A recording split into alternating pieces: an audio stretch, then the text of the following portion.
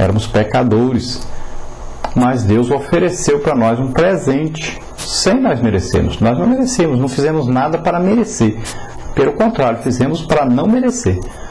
Mas Deus enviou-nos o maior presente que Ele poderia. Ele enviou o seu próprio Filho Jesus Cristo para morrer em nosso lugar, para pagar pelos nossos pecados, sem nenhum merecimento, gratuitamente. Você não precisa pagar a Deus pela sua salvação. Você não precisa fazer jejum para ser salvo. Você não precisa ficar de joelho em cima do caroço do milho para ser salvo.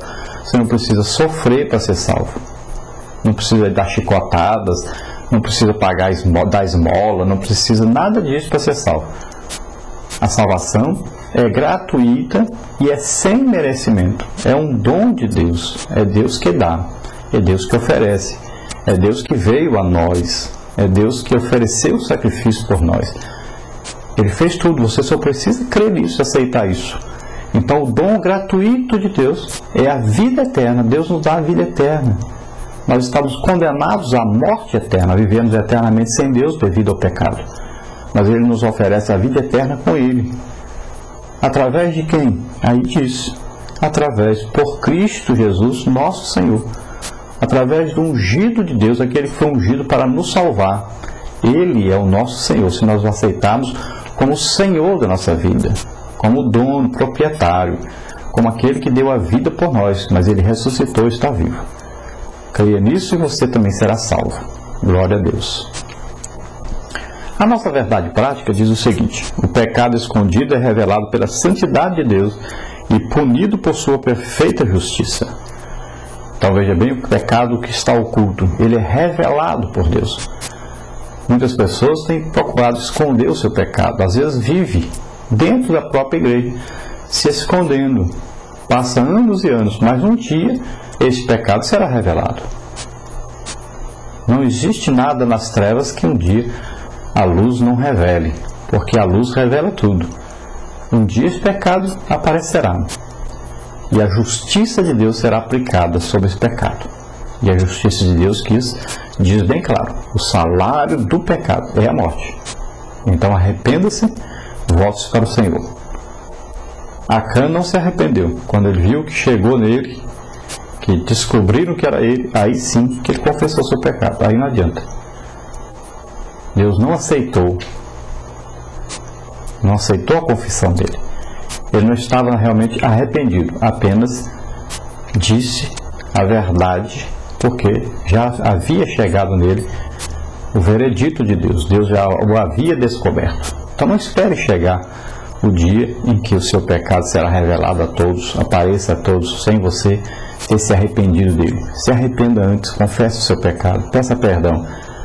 Existe o pecado individual, existe o pecado que foi cometido em segredo, né? Ninguém sabe, então se arrependa, peça perdão. E existe o pecado cometido contra a igreja.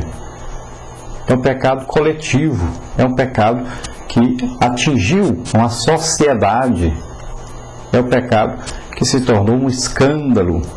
Outras pessoas sabem desse pecado, vão dizer sobre esse pecado, vão espalhar. A igreja toda será punida por isso, sofrerá por causa disso. Então, um pecador que não se arrepende pode prejudicar todo o trabalho de uma congregação. As pessoas de fora, os descrentes, às vezes nem visitam essa congregação devido a saberem que é uma pessoa ali importante da sociedade, que tem destaque naquela igreja e está em pecado. Então Deus não opera neste lugar. Então arrependa-se. Todos devem se arrepender para que Deus se manifeste poderosamente em meio à igreja. É assim que vem o avivamento, com a confissão de pecados, o arrependimento de pecados. Aí Deus operará maravilhosamente. Glória a Deus. Vamos à nossa leitura bíblica. A leitura bíblica está em Josué, capítulo 7, versículos 1, versículo 5 e versículo 7, e também versículos 11 e versículo 12. E prevaricaram os filhos de Israel no anátema, porque Acã, filho de Carme, filho de Zabdi, filho de Zerá, da tribo de Judá, tomou do anátema, e a ira do Senhor se acendeu contra os filhos de Israel. E os homens de Ai feriram deles alguns 36, e seguiram-nos desde a porta até Sebarim, e feriram-nos na descida, e o coração do povo se derreteu, e se tornou como água. Então Josué rasgou as suas vestes, e se prostrou em terra sobre o seu rosto perante a arca do Senhor até a tarde. Ele e os anciãos de Israel, e deitaram pó sobre as suas cabeças. E disse Josué: Ah, Senhor Jeová, por que com efeito fizeste passar este povo o Jordão, para nos dares nas mãos dos amorreus, para nos fazerem perecer? Tomara nos contentarmos com ficarmos além do Jordão. Israel pecou, e até transgrediram o meu concerto que eles tinham ordenado, e até tomaram do anátema, e também furtaram, e também mentiram, e até debaixo da sua bagagem o puseram. Pelo que os filhos de Israel não puderam subsistir perante os seus inimigos, virar as costas diante dos seus inimigos, porquanto estão amaldiçoados. Não serei mais convosco, se não desarregardes o anátema do meio de vós.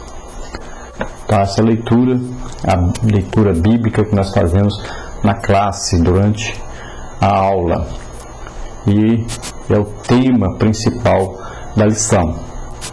Então nós vimos aí que é bem clara a palavra de Deus dizendo que os filhos de Israel, o povo de Israel pecou devido a Acã ter pegado do anátema.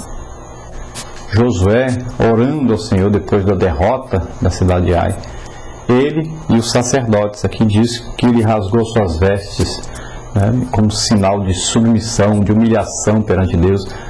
E é isso que se deve fazer quando se tem uma derrota, e não se afastar da igreja, se afastar de Deus, mas é correr para o lado de Deus com jejum, com oração, com humilhação, pedindo ao Senhor solução, ajuda. Sempre nos problemas nós devemos nos aproximar mais de Deus e não nos afastarmos de Deus. Quem pode solucionar os nossos problemas é Deus.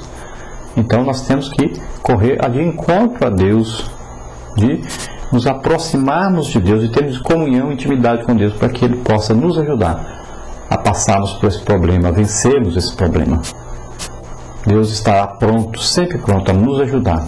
Nós erramos, tentamos muitas vezes aí conseguir a solução dos problemas sozinhos, sem pedir orientação a Deus, sem olharmos para a palavra de Deus. Muitas vezes agimos até contrariamente à palavra de Deus. Então Deus quer que nós nos arrependamos de termos feito isso, de termos agido assim, e nos voltemos para Ele, e Ele nos ajudará. Ele não nos desamparará. Ele é um Pai cheio de amor e de misericórdia. Ele vai nos ajudar. Tenha certeza disso. Então Josué se reuniu, ele, com os anciãos de Israel, e aqui diz então que ele se prostrou em terra com seu rosto. Daí, de manhã até de tarde, orando, Josué e o povo, ali os representantes do povo, os anciãos, todos ali reclamando a Deus, chorando, pedindo ao Senhor solução. Muitos deles ficaram temerosos de morrerem todos nas mãos dos inimigos. E então Deus revelou o que era o problema, e eles puderam então solucionar o problema. E Deus voltou a abençoá-los, e depois eles invadiram a cidade de Ai e destruíram os seus inimigos. Glória a Deus. Na certa, Josué ficou pensando: seria muito melhor, teria sido muito melhor se nós tivéssemos sido derrotados pelo exército de Jericó. Pelo menos nós teríamos uma desculpa. Não, porque eles tinham uma muralha muito grande para se defenderem. A cidade era grande, os soldados eram muitos, Mas lá nós vencemos.